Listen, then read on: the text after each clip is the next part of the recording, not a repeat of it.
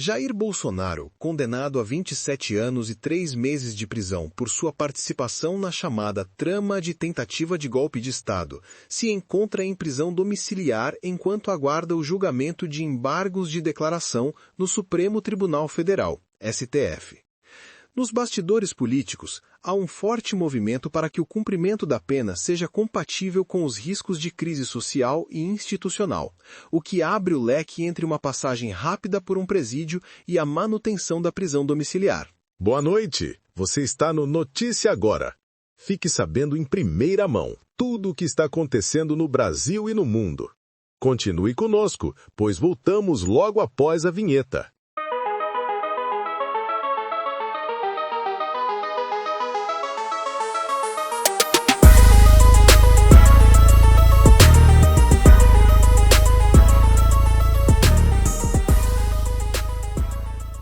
Possíveis cenários para o cumprimento da pena seriam uma breve estadia na Papuda, em Brasília, seja como símbolo do cumprimento da justiça, com Bolsonaro sendo conduzido ao regime fechado.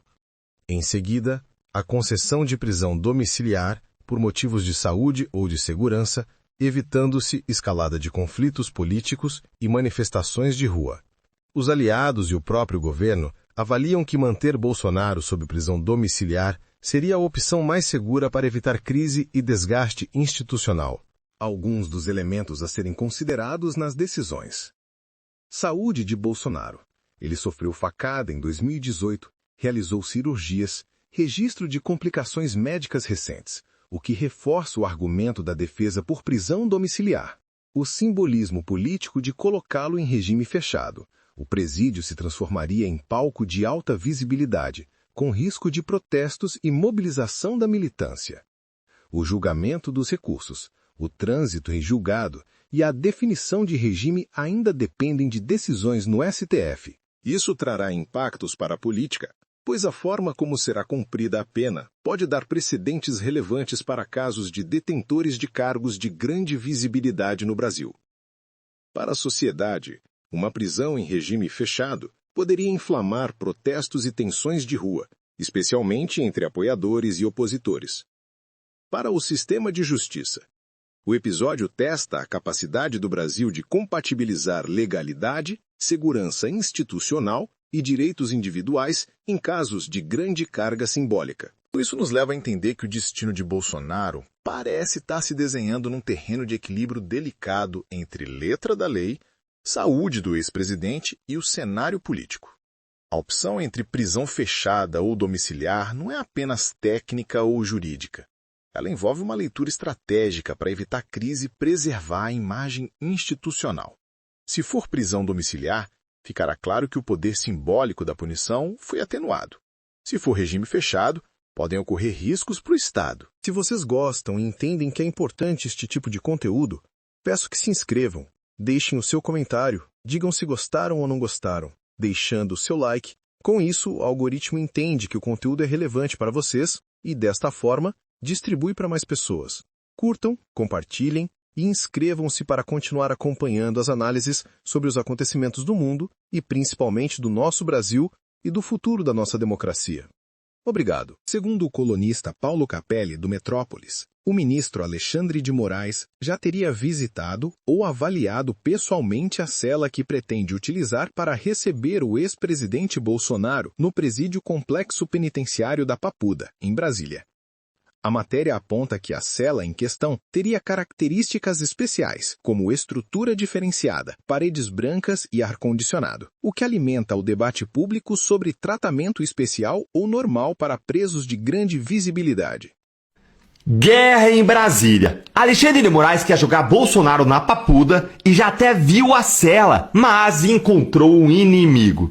O ministro Alexandre de Moraes ele quer enviar Bolsonaro direto para o presídio da Papuda, mas ele está encontrando uma forte resistência nos bastidores. E eu vou te contar tudo isso agora dividido em 2 pontos nesse nosso encontro com justiça. Primeiro, qual é a estratégia de Moraes para jogar Bolsonaro na Papuda? E segundo, quem que é o inimigo do Moraes que está resistindo com todas as forças a esse plano? E no final vou te contar um extra. Quem é o petista raiz que é contra colocar o Bolsonaro na Papuda? Você vai cair de costas. Bora então direto aqui ao primeiro ponto. O ex-presidente Bolsonaro ele foi condenado a 27 anos de prisão e ele já apresentou seu primeiro recurso no processo. A expectativa no STF é que o recurso seja julgado improcedente e que Moraes mande o Bolsonaro cumprir pena. Mas aí surge a questão, onde que ele vai cumprir pena, hein? Na Papuda ou então em casa? Os aliados de Moraes e de Bolsonaro estão dizendo isso aqui, ó. Dizem que o ministro está considerando seriamente enviar o ex-presidente para uma penitenciária para a Papuda para cumprir pena em regime fechado. A estratégia passa por colocar o presidente na prisão e depois analisar um eventual pedido de prisão domiciliar da defesa. Mas, enquanto isso, Bolsonaro ficaria preso. Veja aqui comigo essa notícia aqui do Paulo Caperi que saiu no Metrópolis. Jair Bolsonaro pode ir para a Papuda já na semana que vem. Nos bastidores, aliados do ex-presidente avaliam que a ida para um presídio comum seria um símbolo político do julgamento da trama golpista que sacudiu o país. Hoje, Bolsonaro cumpre prisão domiciliar, mas isso pode mudar. Há quem diga que a passagem pela Papuda seria temporária, para marcar posição. Depois, a defesa tentaria reverter novamente para o regime domiciliar. E a estratégia já está no papel. Os advogados alegam sequelas da facada, dificuldades de locomoção e até o diagnóstico recente de câncer de pele. Tudo para convencer o tribunal a manter Bolsonaro longe da cela. Mas a chave está em uma palavra: embargos. Se forem rejeitados, a transferência pode acontecer imediatamente. E, segundo aliados, o clima no STF já está formado, é só questão de tempo. Isso ainda vai dar muito o que falar. Então, já segue, curte, comenta e compartilha. Os recursos de Bolsonaro nem foram julgados e já estão, parece coisa de urubu, né? Já estão aventando a hipótese de ele ir para Papuda, e aí a Secretaria de Administração Penitenciária do Distrito Federal já teria oficiado para o ministro Moraes, que é o relator de tudo, para pedir uma junta médica para examinar Bolsonaro, para saber se um presídio do Distrito Federal tem condições de dar a alimentação de que ele necessita, né? Que tem que ser uma alimentação apropriada para o problema que ele tem abdominal depois da facada do bispo, do Adélio Bispo, tal como o outro bispo, o Anspessada Bispo, tentou esfaquear o presidente Prudente de Moraes, né? Só que passaram-se os anos, todo mundo ficou sabendo que era uma conspiração, que aquele bispo só foi quem pegou a faca, né? Esse aí está tão evidente, né? Aquele álibi inventado para dizer que ele estava na Câmara na mesma hora em que enfiava a faca em Bolsonaro, está tão evidente. E ninguém descobriu. Que coisa estranha. De repente baixam dos céus como ex machina, né? Advogados para defendê-lo. Assim, veio do nada, né? Bom, mas enfim. Então, a dieta do presidente, se o presídio teria condições, né? O tratamento de remédios, o atendimento que ele tem necessitado, vai toda hora para o hospital. E o pior de tudo é que é um crime que até hoje provoca sequelas, consequências no corpo da vítima, e nós, brasileiros, não fomos capazes de apurar totalmente o que aconteceu. Sabemos apenas quem foi o executor, o bispo de Brasília, Alexandre Garcia. Segundo o Metrópolis, Moraes avaliou pessoalmente ou via responsáveis a cela destinada, o que indica que o planejamento para o cumprimento da pena de Bolsonaro já está bem adiantado.